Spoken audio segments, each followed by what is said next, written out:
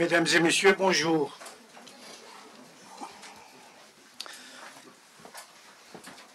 Je vous remercie de votre présence et aussi je remercie les corps diplomatiques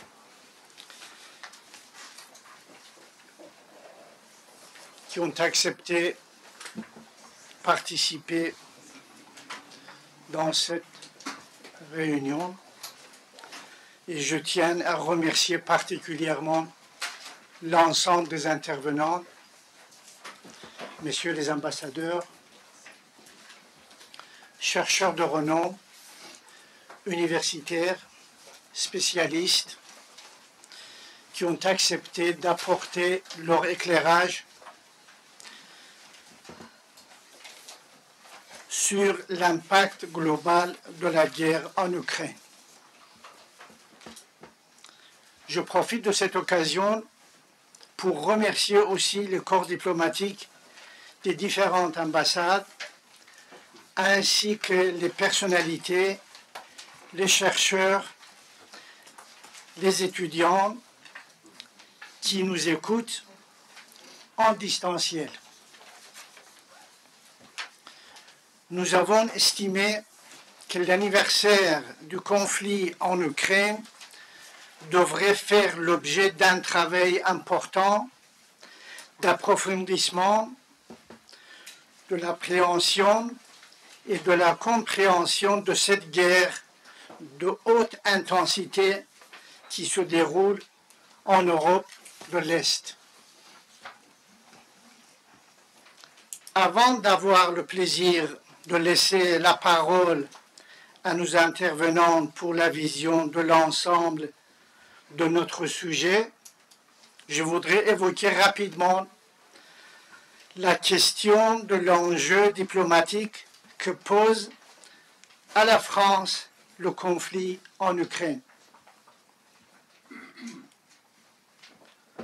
La guerre en Ukraine s'est relevée pratiquement immédiatement comme un événement dont le retentissement fut global avec un engagement de tous les acteurs internationaux. Et c'est dans ce contexte d'intenses activités stratégiques que pourrait s'ouvrir pour la France un espace dans lequel il lui serait possible de déployer tout son génie diplomatique. La France possède un grand nombre d'atouts lui permettant de se positionner au cœur du lancement d'un processus de règlement du conflit.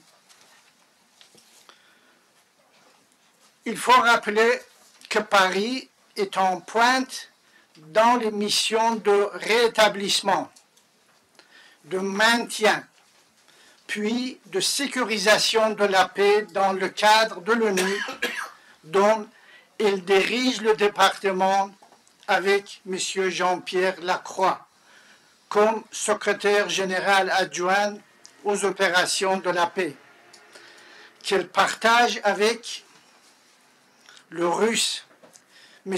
Alexandre Zoff, sous-secrétaire général de l'État de droit depuis 2017. Dans ce contexte, Paris dispose d'une antériorité puisque ce fut sous son égide que seront signés les traités de Minsk I et II et que sera établi le cadre de négociation dit format Normandie. En effet, dans le cadre du château de Belleville, à la suite des commémorations du débarquement de Normandie auquel était invitée la Russie, Paris organisa la première d'une suite de rencontres diplomatiques à 4 pays, la France, l'Allemagne, la Russie et l'Ukraine, adoptée pendant la guerre civile du Donbass, laquelle opposa de 2014 à 2022 l'armée ukrainienne aux deux républiques séparatistes de Donbass, de Donetsk et de Lugansk.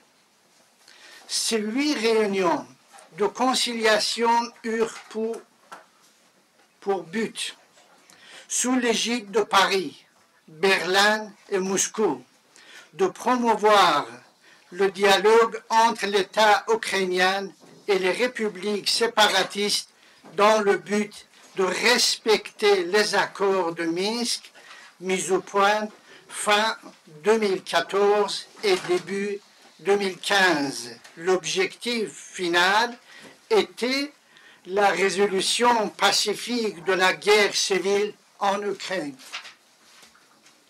De plus, Paris fut le seul grand pays occidental à conserver jusqu'au bout des relations particulières avec Moscou, en cherchant à faire avancer la recherche de solutions négociées. N'oublions pas que la dernière des rencontres sous le format Normandie, exceptionnellement réduite à 2 pays, la France et la Russie, eut lieu en février 2022 à Moscou, quelques jours avant l'entrée de troupes russes en Ukraine. Parallèlement à ce cycle institutionnel, le changement de président français fermant la parenthèse du quinquennat François Hollande avait précédemment permis le lancement du dialogue des Trianon, une initiative culturelle française née de la rencontre entre les présidents des 2 pays le 29 mai 2017 à Versailles et rapidement animée par un conseil de coordination de 30 membres composé parts égales de Français et de Russes. La France a tissé avec la Russie ses contacts tant économiques, illustrés par l'activité de la Chambre de commerce France-Russe, que culturels, incarnés par exemple par les collèges universitaires français présents dans les grandes universités russes. Si l'on y ajoute la mutuelle expérience diplomatique des 2 pays, tous ces facteurs qualifient la France pour jouer le rôle diplomatique dont le monde a besoin afin que soit enfin ouvert un cycle de négociations dont l'objectif serait à terme l'interruption des combats. On peut imaginer que l'initiative diplomatique française pourrait prendre par exemple la forme d'une grande conférence internationale permettant d'ouvrir par le nombre des participants et la diversité des sujets de discussion un processus de dialogue. Paris pourrait à cette occasion tenter d'assumer un leadership européen qui aurait de grandes conséquences, notamment pour l'Union européenne, c'est-à-dire pour empêcher que l'Union européenne apparaisse comme la victime collatérale principale du conflit au profit d'un éventuel dominion partagé entre Washington, Pékin et Moscou, quand viendra la sortie de crise. Présente dans l'ensemble des grandes instances internationales, dont elle est le plus souvent cofondatrice, dont l'ONU, l'OTAN et l'Union européenne. La France sait combiner dialogue et fermeté avec la Russie, vis-à-vis de laquelle elle a su s'opposer durement à certains moments de son histoire. Nous considérons qu'il est temps pour Paris de renouer avec une certaine indépendance diplomatico-stratégique pour, sans excuser, justifier ni oublier les actes des uns et des autres, d'assumer le rôle attendu et facilitateur de négociations entre des parties, les deux États russes et ukrainiens, mais aussi leur soutien qui, sans elle, n'ouvriront pas le cycle vertueux menant à la cessation des combats.